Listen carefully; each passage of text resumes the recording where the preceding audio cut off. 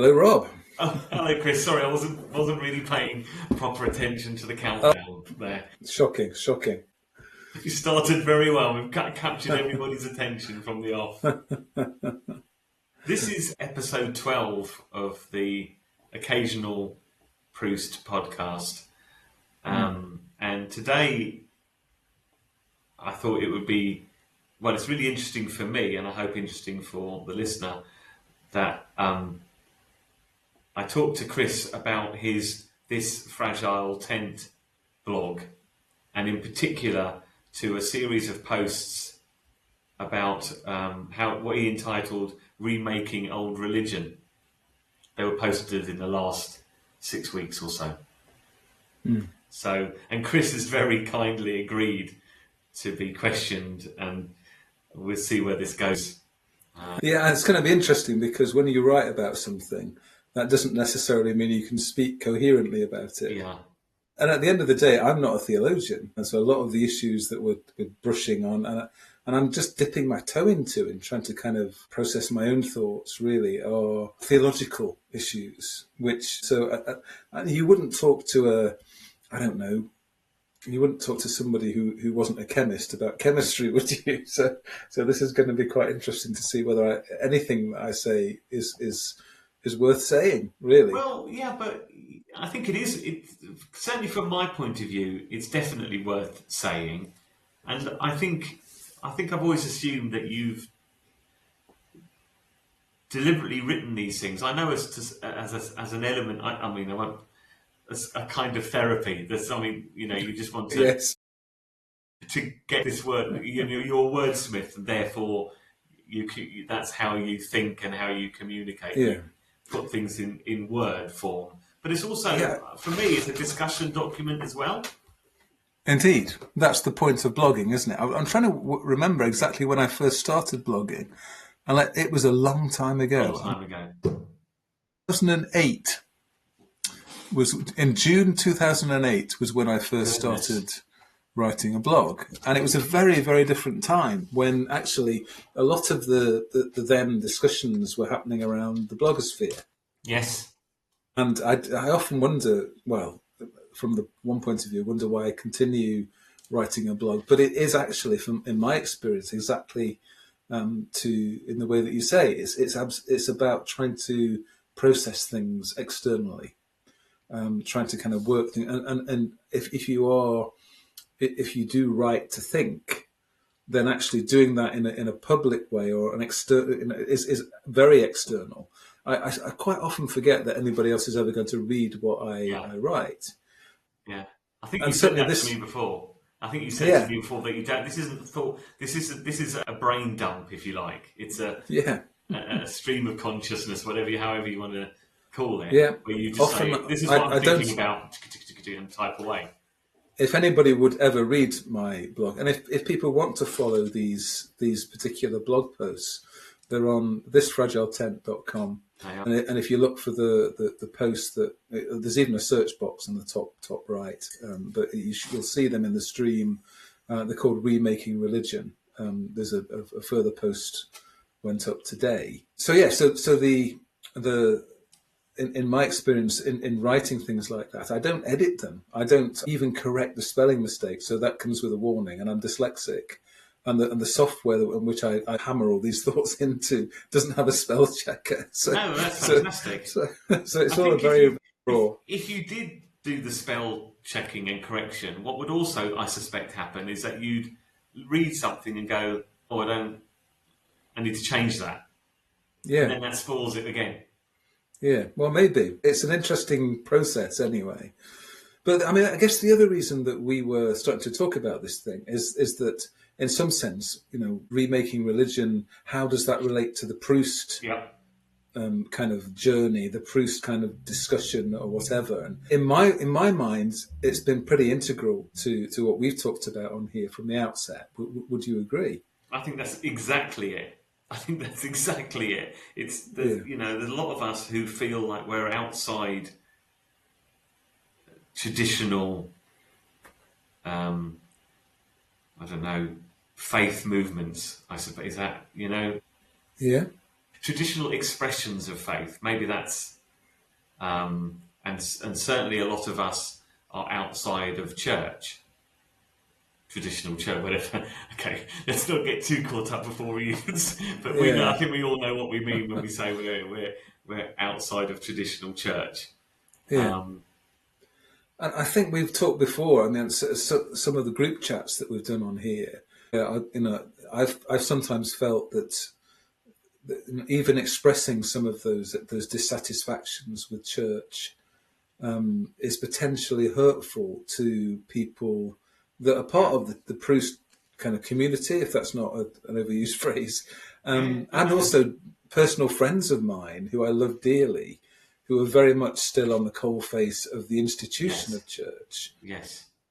And I just long for a way to talk about these things that isn't dismissive or threatening towards people that are still, find vibrancy within their expression of church, because clearly people do, and some of the people that are bringing that vibrancy, both within church and without a church, are inspired by real deep wells of new creative thinking about God. So we need that, don't we? It's not that in any way we'd want to kind of dismiss or resist that in any way. No, and I think the whole thing about the conversations we've been having is about spreading the net really widely and being and I don't. There's a couple of things which we will get to in the first blog, which actually do talk about language, and they talk about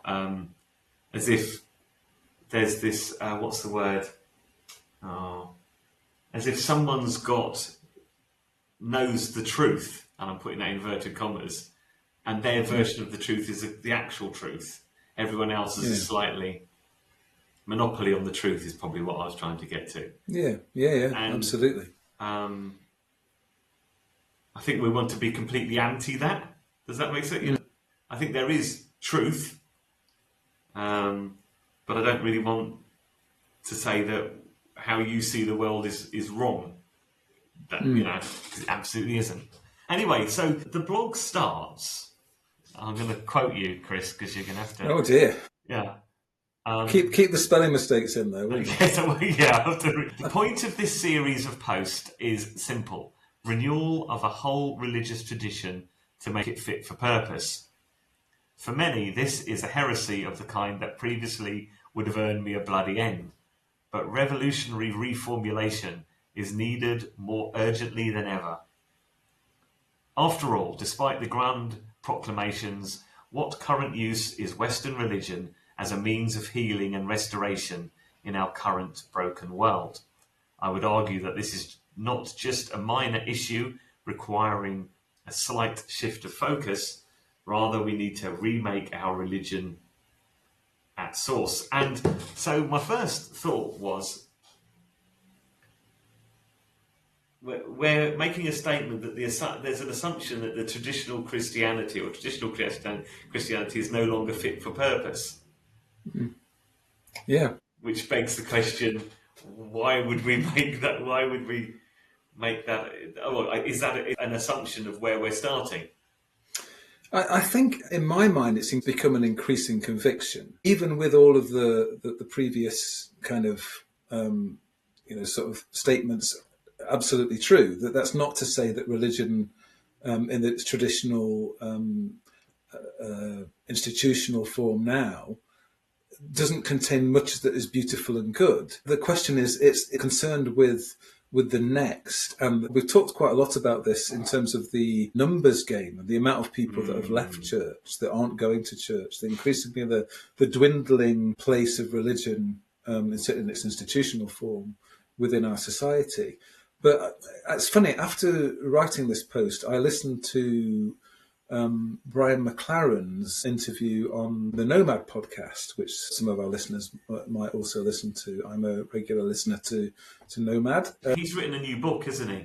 He has. It's called Life After Doom. Yes. And there's a subtitle, which, I haven't got the book yet. I must buy it. But I didn't listen to the podcast straight away because I kind of thought, well, I know what he's going to say. We're all This is a familiar sort of place of adventure for me too. But actually, it was really, really good, the chat. And the question that he was asked right up front is, how do you define the crisis? What's happening? And he talked about like an omni crisis in which all of these things are coming together. And he talked about a crisis of our politics, in which politicians seem kind of unable to kind of grapple with the sort of issues that are out there. A crisis of our economics, which basically seem unable to kind of come up with a better way that's more fitting to distribute and understand the way that we manage our economic affairs. A crisis of the planet, in which we're overreaching, where we're basically consuming more than the planet can sustain, and we're trying to get it to detoxify more than we can, more than it possibly can, as we kind of throw things back towards it. But the other one he came up was the crisis in our religion, in that our religion has no credible way to call us towards addressing the previous issues. It's not giving us a way to kind of look at this and look at better. It's not allowing us to tell that story. It's not allowing us to engage as hopeful critics, as I would think. I'm using my language now rather than his. So from that point of view, reading or listening to that after I'd started writing about the very same thing was really interesting to me. Yeah. I think there are a lot of people saying the same thing. We desperately need a story, a religious story, a theological story, a story of meaning that allows us to live better within this crisis of the age that we're living through. Wow. I think I saw a post which was it might. I don't want to go too off thread here, but there was something I saw only yesterday, which was, I think it referenced Brian McLaren. Let me see if I can quickly find it. It was to do with, what was it? Almost as if there were 4 options available to us. Yes, I am. Then you all know. You do know what I mean. And 4. Yes, I haven't do. read it. There's 4 options available to us, of which 4 possible outcomes, and of which 2 of them are not ones you want to think about. Yeah, it's looking at the science of climate change and I mean, today there was the news that we're predicting a temperature increase of 2.7 degrees, which is already beyond the parameters of what was thought to be sustainable.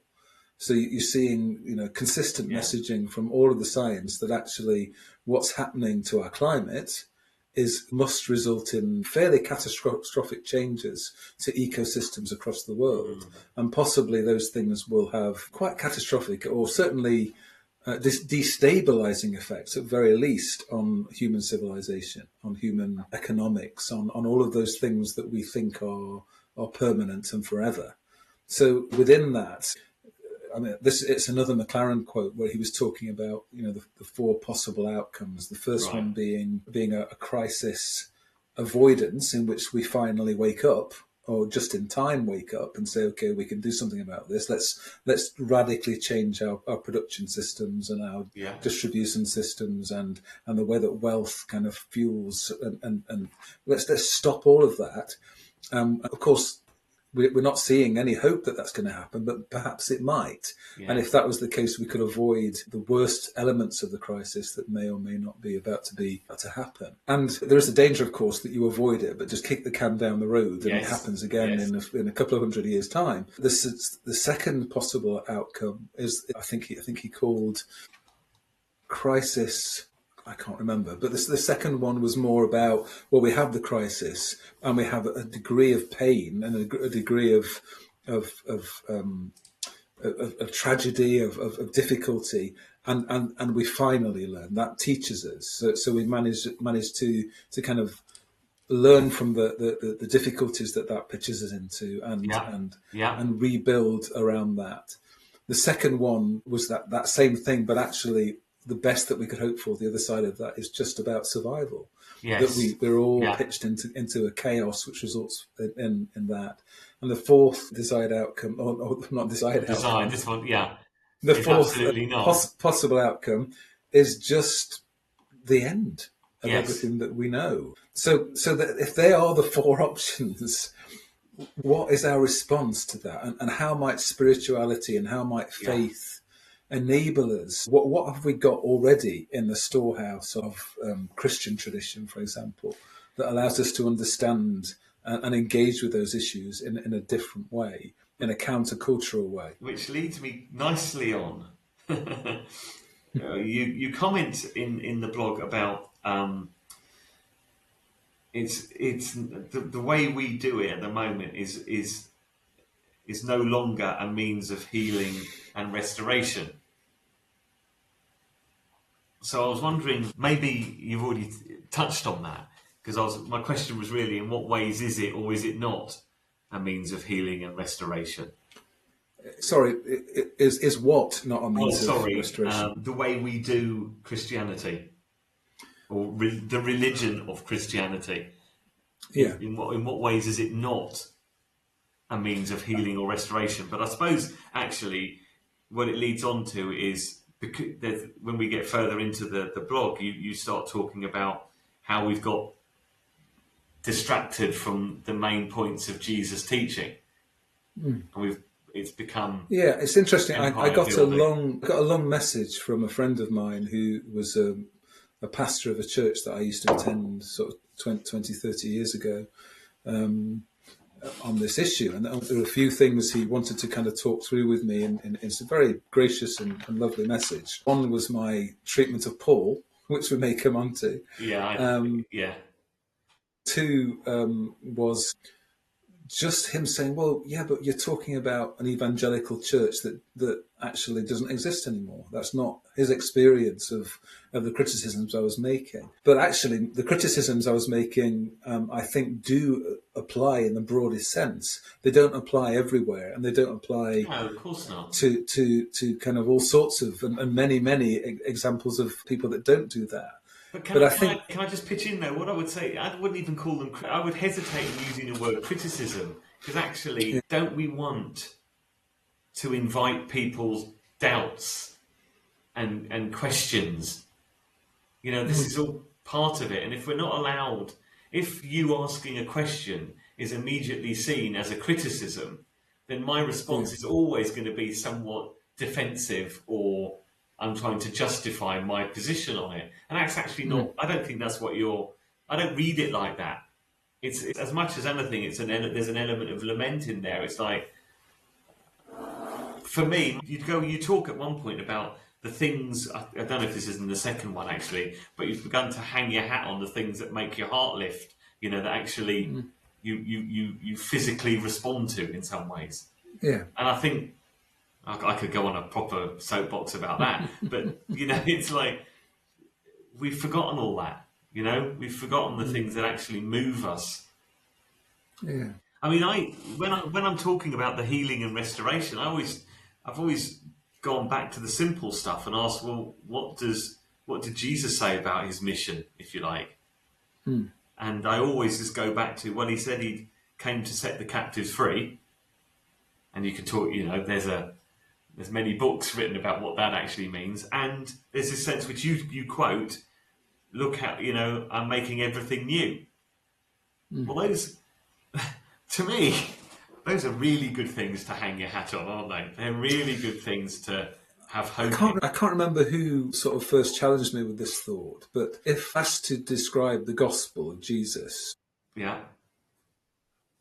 as handed down to us as we were expected to do through certainly my church experience, I would have stumbled through something like Jesus came to save sinners from eternal damnation, and John 3:16 would have been the core kind of way of summing up that gospel message, which rendered the whole life and teaching of Jesus to be fundamentally about saving us from a chosen few or a lucky few who happen to intone the right prayer from a torture in hell forever and ever, just by the skin of our teeth, because of his torture and death on a cross.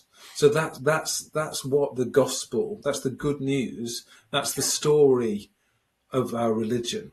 I mean, arguably, and of course, it was never just that, but No, that no, was no. the gospel, the central core message, the reason for the institution of church, the primary purpose of the people of that religion was to sell that gospel message, was to promulgate, was to teach it, was to bring that to as many heathens and natives and savages, or all those awful words that would have been used through empire, as possible. One of the challenges for that message straight away is that actually, when you look at the words of Jesus, as you're saying, you would probably be justified in saying that the gospel, as told by Jesus, is, "Behold, the kingdom of God is at hand." Yeah.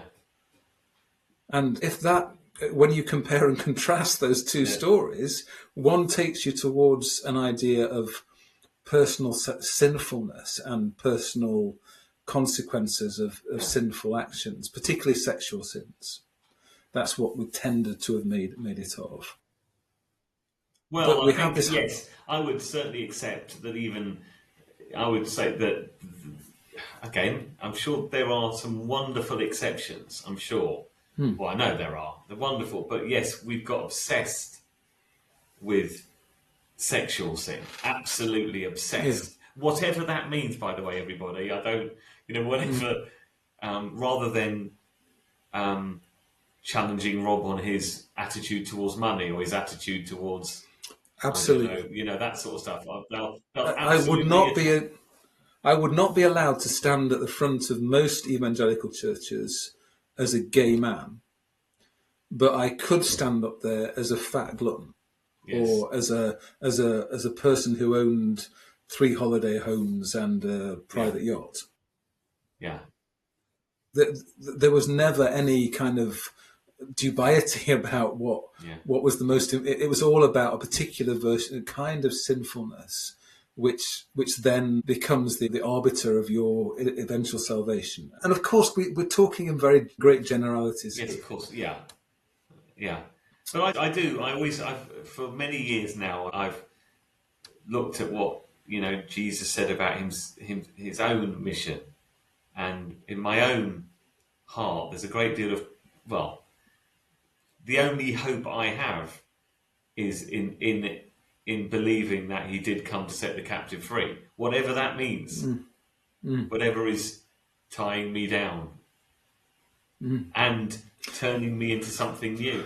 Or remember, not just me, but everything. And I love that. So it's not just some things. It's everything. There we go. Or about that phrase again, which chimes very much with the ones that you picked out of "Behold, the kingdom of God is at hand." Oh, yeah. Through my childhood, I saw the kingdom of God as meaning, heaven. Yes. It was Somewhere obviously away from here. sometimes translated as the kingdom of heaven. Well, it was absolutely about. It was wrapped up in that same message of salvation. Yeah. That the kingdom of God was available to people who were Christians, who said the sinner's prayer, who'd been saved through Jesus' death.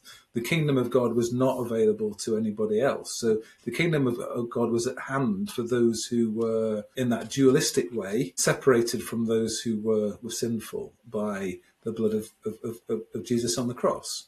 That was the way that I understood that. Yeah. I think most of us now, many of us now, would have a very different understanding of the kingdom of heaven. I mean, we only have to dip back to the Sermon on the Mount, with its very difficult, challenging passages as well about divorce and all sorts of other things. In that mix, there's also this absolute resounding passage about how the fundamental difference of the kingdom of God is that it's not like earthly empire. It has an economy that's not about conquest and not about one person being worth more than the other. The last shall be first and the first shall be last. It's all about the poor will be blessed. Widows and orphans will be lifted up and held and included. Those things, every time I encounter them, make me want to cry. Yeah. They're nothing to do with salvation when we die. No. They're about the lived presence of a different kind of way of being, even in the mess of what is. It's Yes. not it's not that suddenly all of that is gone, because that doesn't seem ever to have been the case. It's that actually within that mess, some people will live to a different kind of rhythm, Mm. will dance to a different kind of drum. It will be an almost insurgency for the kingdom of something else that's not like the kingdom of the British Empire or the kingdom of the Yeah. Roman Empire or the Assyrian Empire or whatever. Yeah. Our allegiance and our set of assumptions and our set of beliefs and the hopes that we have belong to something else and something incredibly beautiful, which is fundamentally about love. Yeah. Does that message come through strongly through the Christian tradition? Well, I would argue it does, but it's so often been dwarfed by this other thing, which is perhaps began around the time when Christianity got in bed with empire.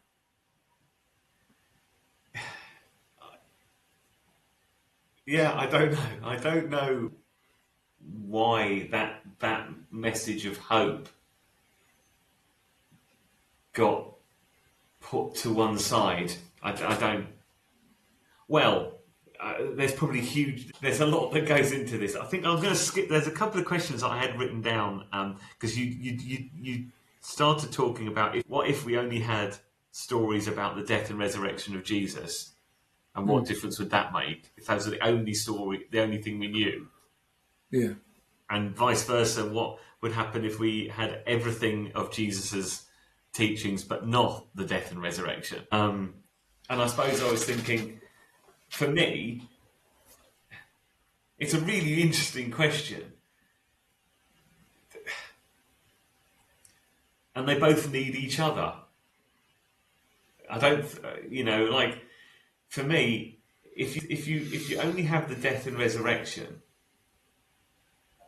you're certainly touching. I don't know if this is. I don't know enough. Again, like you said before we started recording, I'm no theologian, but I think it's Richard Rohr who writes about the cosmic Christ.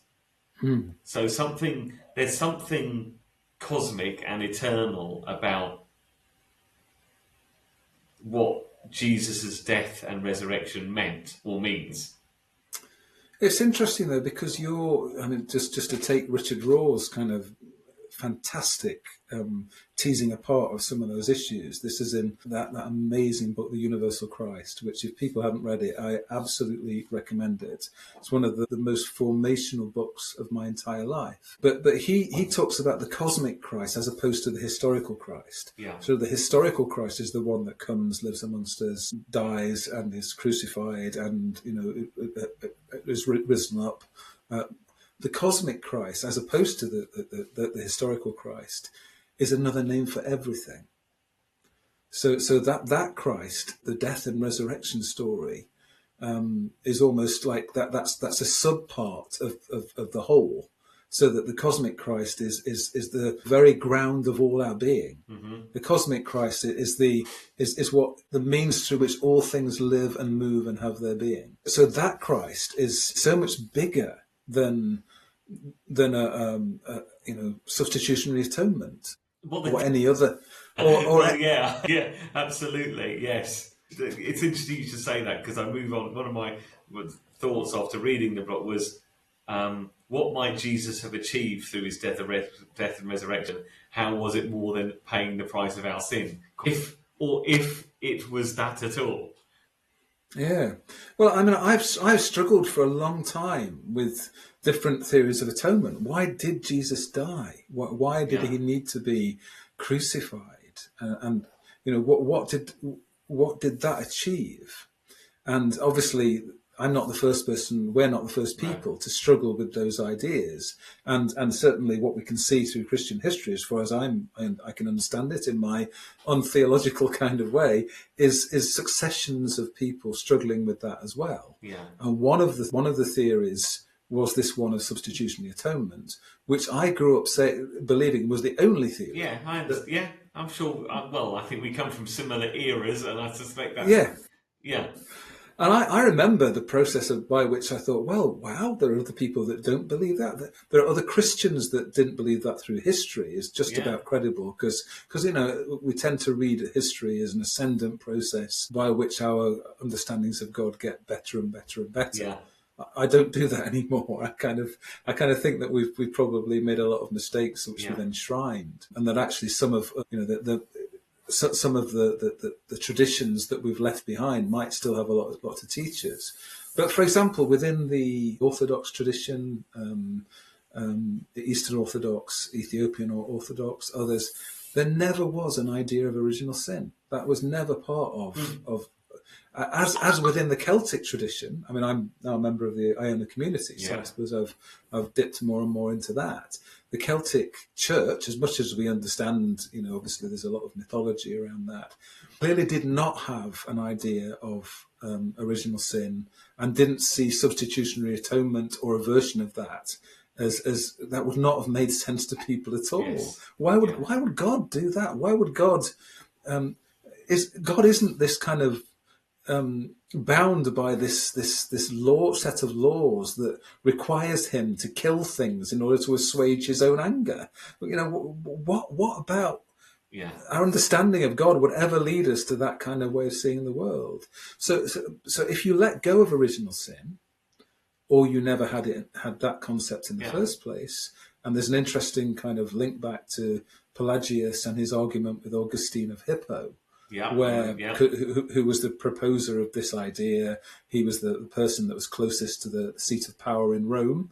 It was much more to see the world divided and stratified according to its sanctity, which was policed by a church that existed within a hierarchical situation. You can understand how original sin fits much better than the idea of people that carry within them the light of Christ. That every single person, every single being, every single non-human being is actually a fragment or a carrier, or even the very substance made by the cosmic Christ. Those two things, just one will take you in one direction, one will take you somewhere else entirely. And I guess what I'm really interested in now is if we believe that the interpretation that takes us towards empire is entirely, one, not consistent with the teachings of Jesus, but also definitely not helpful to us as we start to think about our current times and the crises, the omni-crises that we're facing. Wow. Well, I'm running down my list because actually we've already covered quite a lot of the things that I wanted to raise, and this is fabulous. I love this. So, why do you think that those you listed in the blog? You list a whole heap of teachings, like first shall be last, the last shall be first. You don't need 2 shirts on your back. Blessed are the poor in spirit. Harder for a rich man to enter the kingdom, and so on. You say that those have been for the sake of other priorities, I suppose, is how I would word it. And I suppose I was wondering why you think that. But I also think that haven't individual churches or groups of churches always focused on particular aspects, whether that might be, I don't know, social justice. That could be a big thing for that particular church, or I don't know, signs of the miraculous, the supernatural. They focus on that. So churches have always done that, haven't they? Yes. And they probably still do. Yes. Undoubtedly still do. Yeah, I mean, I guess we don't have to look far into the history of Christianity in the UK, and we get to the Methodists, and we see this great upswell of social gospel, as it's often dismissed as now, of this realization that if you lived the life of Jesus, that meant sharing, that meant living lives of connection, that meant living lives. So the huge kind of change. One of the interesting things that always made me chuckle is people, sort of political historians will say that the labour movement in Britain owes more to the Methodists than it does to Marx. We were never socialists; we were Methodists. Right. Okay. Yeah. Yeah. Because that tradition had such a power to teach us about some really important things. So absolutely, it's always been there. But I think my general point is within, and I suppose a lot of my thinking is informed by a cartoonish version of Christianity that we see coming at us through mainstream Americanized evangelical churches at the moment. They're the ones that carry the loudest loud hailers at the moment within our tradition. They're the carriers of the weight of the stream of Christianity that has the power and the money now, arguably. I mean, I guess all of these things have to be said. They're impressions. I can't demonstrate or prove these things, but I can say this is my impression. This is my feeling. This is, I certainly would identify other people that would probably say very similar things to me and say it more coherently than I am doing. But in that context, if we are to seek again to emphasise those things, that list that I made was a way to try and set alongside. I think that the post was talking about an origin story for our faith. Yes, it was exactly which that, I guess goes back a little bit to that discussion we were having a little while ago about the gospel. I suppose fundamentally, the good news story that led to our belief is about the life of Jesus, the teaching of Jesus, the inspiration of Jesus. But if we only emphasise certain bits of that don't confront and don't confound those things about our way of life, that then we do the whole good news story a disservice, in my view. And that's true of all of us. I mean, we all individually and collectively have blind spots, don't we? I mean, we've talked here before about the colonisation and try to decolonise it. Even our reading of the Bible, as the friend of mine that I was talking about, who sent me the thing, my former pastor recommended a book which I've actually ordered, which is trying to do exactly that, trying to separate our readings of the Bible from the way that empire told us we should be reading the Bible, and trying to look at it again from the perspective of people that are outside that story, who were always victims of the empire that pretty much rewarded us and our forebears. So that project has always been there and always needs to be there. Yeah. We've got to keep kind of grappling with those same kinds of ideas, would be my feeling. So I'm wondering what effect would flipping the focus of our personal faith and corporate expressions of faith what effect would it have if we took that list as the priorities? It would be, I suppose sometimes those things on that list are a lot more difficult for me, Rob, to deal with, and I wonder if that's it. It's very easy for me now, I'm now thinking out loud, so forgive me everybody, but I'm thinking that accepting that I'm a sinner, quote, and in need of salvation is quite abstract, but in some ways quite easy to accept. Yeah. Whereas, and doesn't really demand, I'm about to say it doesn't really demand a great deal from me to admit that. Now, Rob, that is the point. But although I'm fully prepared to accept that I'm underplaying the importance of that acknowledgement, because I think for many people it's a very, recognising that you are in need of, I won't say recognising that you are a sinner in need of salvation is far more complex and deep, fundamental than that. But at some point, the questions about, Rob, your attitude to I don't know, money, or those are things which actually, where my heart is where my, what's the expression? Um, he says something about that's where you store up your treasures or something. It's something like it's you know, Where your heart is, yeah, that's I can't remember. Yes, I know what you no, mean. there is somebody will tell us. But this sense about the first shall be last and the last shall be first. You don't need two shirts. Blessed are the poor in spirit. Harder for a rich man. Mm. Non-violence. All of those things are in many ways far more difficult for me at a personal level to engage Mm. with. Far more challenging. Yeah. Far more challenging, I would say.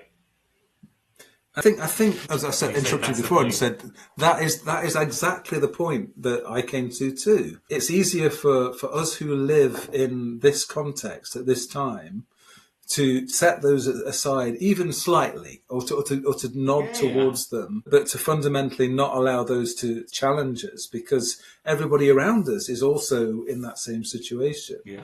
That's not true of everybody across the globe, though, is it? No. It would be much harder for people in a situation of deprivation, of struggle. It wouldn't be as hard for them to think about, okay, what does it mean when we say blessed are the poor? And what does it mean when we say that rich people are fundamentally going to struggle to understand the nature of love in its raw and immediate kind, which is what I'm needing to live towards. So I think that position is a position of empire. It's a position of privilege. It's a Yeah. position of being children of the colonial kind of past. So that's part of the difficulty. But the other bit that I would say in response to that is that it's very easy to think about this in black and white terms and all or nothing Yeah. terms. Yeah. And I Yeah. don't think that's right either. That none of us have got all of this sorted out. None of us have No. got a monopoly on, I've finally found the way to live like this. I mean, members of their own community, I'm not a full member, I'm an associate member. To be a full member, you kind of submit yourself to, or you commit to keeping a rule. And part of that rule is people share their financial details with each other. So they said, this is what I've been spending my money on this year. Now, oh my goodness. Oh Oh my my goodness, goodness. indeed. Can you imagine? I mean, I mean, in talking to my friends who are full members, that's done in a very loving, and it's not something that, they're not saying you had 3 pizzas in this week. It's not that deep. They're not No. going through people's bank statements. It's an honest conversation about, look, this is an issue, and I want to share it with you. I want to talk about it with Yes. you. And it's But interesting. I had also, a go on. Go on. Well, I think most of the things that we will be doing in response to this challenge will be things that are within our arm's reach. That there will be people who both because of their position or because of their charisma or their particular giftings are able to do that kind of game changing, sort of very visible kind of thing. Most of us are not in that context. The vast majority of us are trying to do things that we can, and that's what's within our arm's reach. But those things are not small if they become a mass movement. Does that make sense? Yes. If there's enough people who seek to kind of live in a different way within the economy of the resources, who seek to kind of live within that space of not consuming more than is going to damage whatever you're living in, or however you categorize what Mm-hmm. that is, that changes everything for everyone else. So I think that actually those two things, not allowing this to be a black and white issue, and also remembering that actually what we have in our power is actually all we have. We can't do what we can't do. Then, and there's a bit of self-compassion in there, as well as Yes. compassion for the world and compassion for everyone else, Yes. which is also very important. Well, yes, because I think that's it. You said when that community share or talk about this information, it's with a loving attitude. It's not about judgment, as you say. It's not about judging someone for what they do with their money. It's interesting though, Rob. I've just been on a canoe trip with some friends this weekend, and it was really lovely. It's the most beautiful situation up in Loch Arkaig, ancient forests, beautiful, beautiful place. And we were talking about the Iona community, and my friends were all quite interested. As soon as I told them the story about that money thing, they said, "Cult, cult." You can visibly see of all the things, to talk about money, Yes. and to talk and to expect you to share that was an outrage. Yes. To which none of the other things were. And I just think that's really interesting that's the world that we've made for ourselves. Yes. That what is me and what is mine is sacred, and the sinful stuff is sacred too. But that's also private, and that's what's in my head. Maybe. And I don't tell any. But the stuff that we share, the stuff that we hold in common, that doesn't exist. That's not a relevant part of our religious or our psychological experience, because fundamentally we live in a world that glorifies the individual, and that protects above all private property. And that's maybe not Jesus'. Yeah, maybe that would be true salvation, where those things, things that are mine, are actually no longer have that control over me. Because, you should have no other gods but me. Here we go. We've got one already then, haven't we? Yeah. And that's... And Christians have certainly made that point quite stridently, even in my lifetime and my religious experience. It's been thundered from pulpits that I've heard that we shouldn't be serving the God of money. But somehow that message never quite got through, did it? Well, arguably, I don't know. Well, I think we don't... Okay, just off the top of my head again, I don't know if we do the hard work of working out what does that mean. What does that really mean? So the Iona community, it would appear, have said, well, this is our approach to it. I'm not saying that, again, I dare say they wouldn't say it's the approach, but it's a pretty good way of being accountable, isn't it? And for once you're stripped naked, you've got nothing to hide. You no longer have a fig leaf to hide behind, do you? Oh, ironically, I think it's a lot easier if you have less. But and I also worry that actually it's fear, isn't it? It's fear of, and if I'm going to turn around to Chris Gowan and say, in a judgmental way, look what you're spending your money on, then that's not helpful, is it? That's never going to work. You're just going to back off and say, well, this isn't for me. No, but I think in there that almost like makes a collective problem individual again, and we respond to that collective problem as individuals. But probably the only healthy way to respond is to open up a conversation in the collective. So it's about trying to kind of again engage it. And there are lots of discussions at the moment about economics, for example, and how the economic model that we have is fundamentally flawed in all sorts of ways. And one of the most simple ways is that if within a closed system, which all economic systems are to a lesser or greater degree, if some of those people accumulate more and more wealth, then within that system, that wealth comes from other people. Right. It's the old Mother Teresa thing about we rob our brothers by all that we own. So those sorts of discussions are spiritual discussions as much as they're economic discussions, in my view.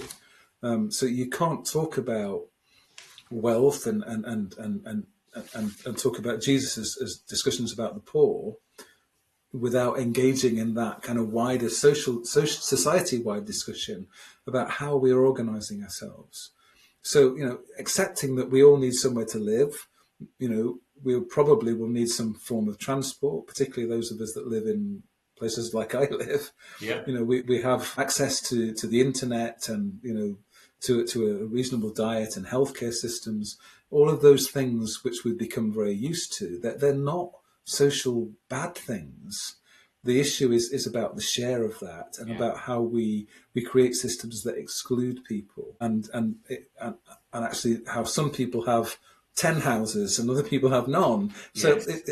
and some of that is about then re-examining the words of Jesus in relation to that, and giving a clear message to ourselves, but also to be having a discussion with the power makers. Look, this isn't right. There's a moral choice here that we are making as a collective, that we think we could be doing better.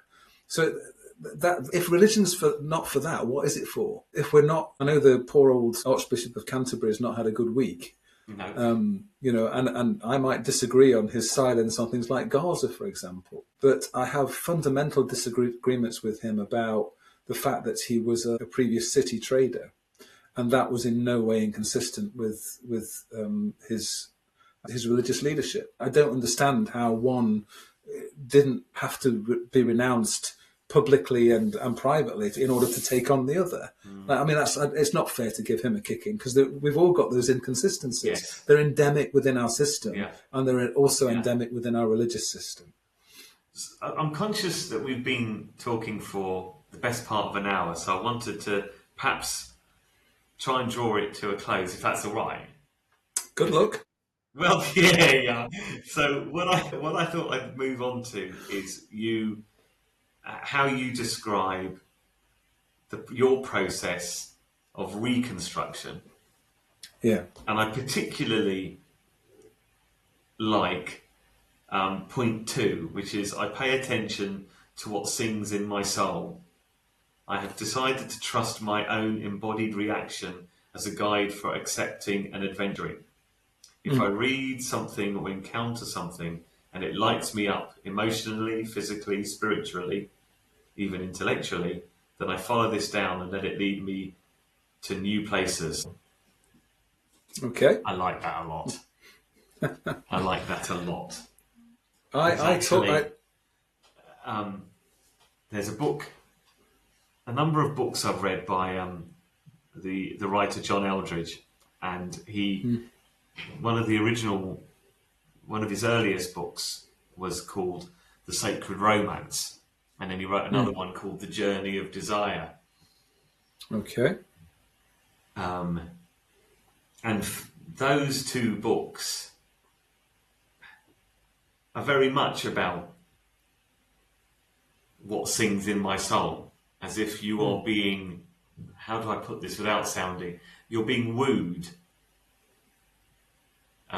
because that's why these things sing in your soul. They move you to the very core of your being. And there's a reason why they do that, because that's how you were made. That's the spirit in you responding. Yeah. So I'm interested in how, I think that's because it's a very positive way to finish chatting about this, isn't it? Yeah.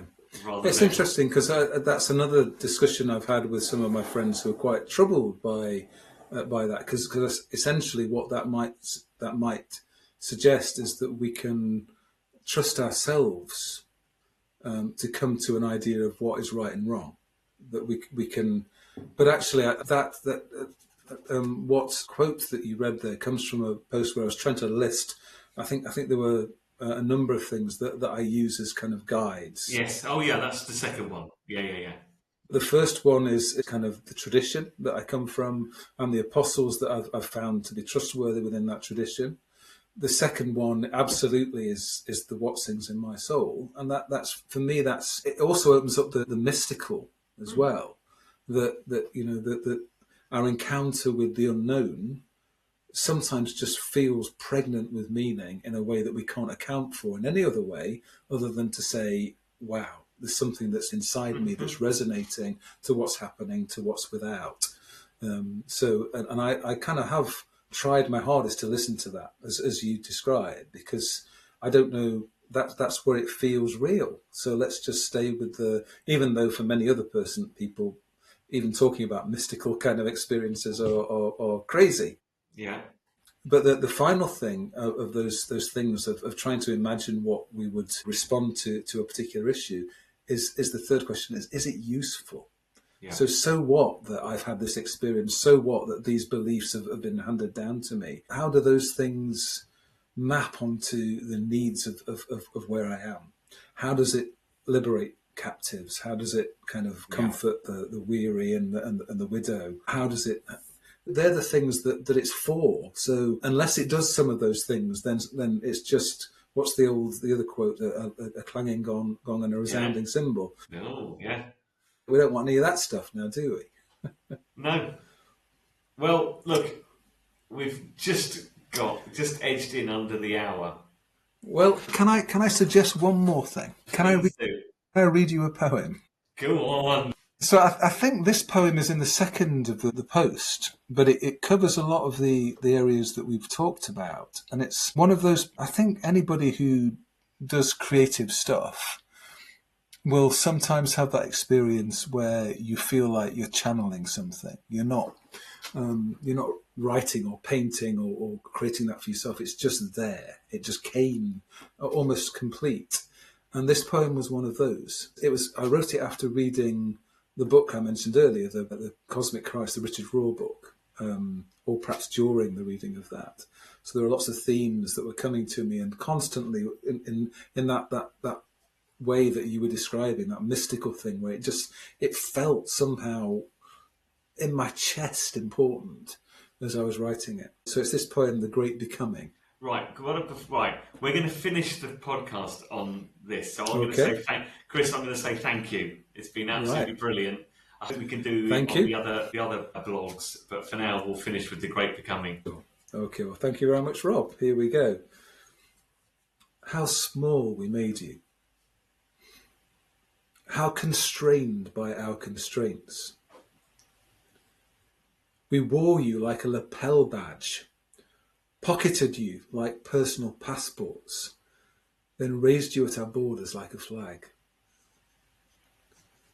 We locked you in the pages of our book, then threw away the key. But how we worshipped you, how we pointed at you with steeples. You asked us to follow you, to give away our second shirts, but instead we made 1,000,000 icons, each one framed in gold. We swayed and raised our egos, singing love songs not to you, but to idealized versions of ourselves. So how is it that still you love things by becoming them?